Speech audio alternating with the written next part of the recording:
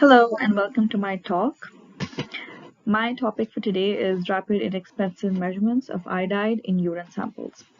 Iodine is an essential element for the human body to synthesize thyroid hormones, and insufficient iodine can lead to iodine deficiency disorders, which manifest as enlargement of the thyroid gland in the human body. Our particular population of interest is pregnant women and infants, because in pregnant women it leads to failed pregnancies, and in infants it leads to congenital anomalies and other neurodevelopment issues. Iodine nutrition is typically measured by urinary iodine concentrations, and today ICP-MS is considered to be a gold standard for this purpose, but it's expensive and requires a trained professional to operate, and there's clearly a need for a routine in-office iodine measurements that can be used simply in a doctor's office. Our approach is to use ion selective electrodes. The principle being that you have a reference electrode and a sensing electrode which has a sensing membrane that governs the selectivity or sensitivity of ion of interest, and a potential is developed between the two, which is measured on the pH meter, and that can be correlated to the concentration of iodide that's present in the solution. The main issue with ISEs is the other ions that interfere with the analyte of interest, or the measurement of the ion of interest. If you look at a normal composition of a normal urine sample, the vast majority is of water. The second vastly present compound is urea, but the third being chloride. If we translate the concentration of chloride to a millimolar or molarity region, it translates to 53 millimolar to 237 millimolar. The issue is chloride is isomorphous to iodide, which means it would compete at the lattice site of the sensing membrane with iodide. Specifically, in an iodine deficient person, the iodide levels can go down to 1 micromolar or even to 0.2 micromolar in a severely iodide deficient person, but the chloride is still in the millimolar region, which is going to be an issue.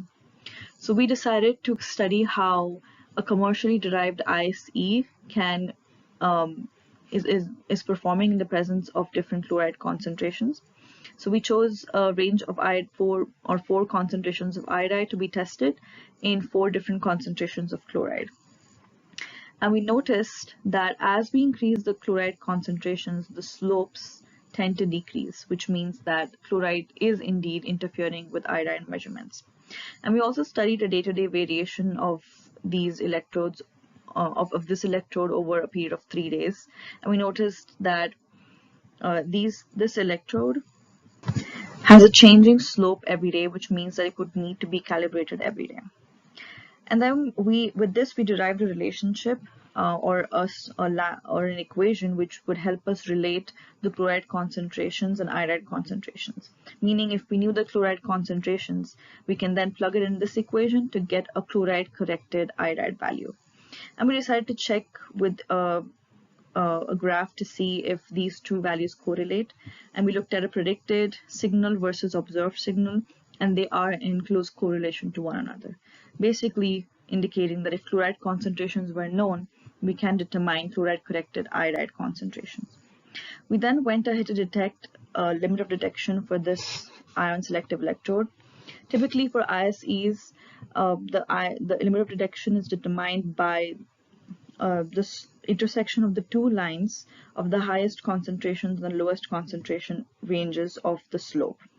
Because at lower concentrations of the analyte of interest and at higher concentration of interferent, the 50% area of the lattice site is governed by the analyte of interest, as well as the other 50% is by the ion that interferes. And that's why the intersection of these two lines needs to be considered as LOD, which in case of this commercially available ISE was 0.433 micromolar.